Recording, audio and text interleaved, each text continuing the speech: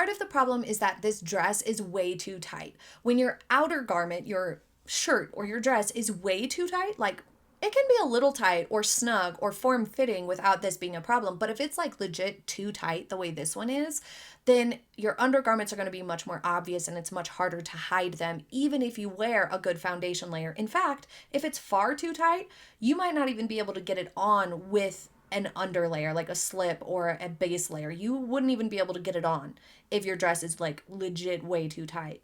So, this too tight dress is contributing to the problem. This cascading panel down the front, it looks a little bit like a napkin hanging down.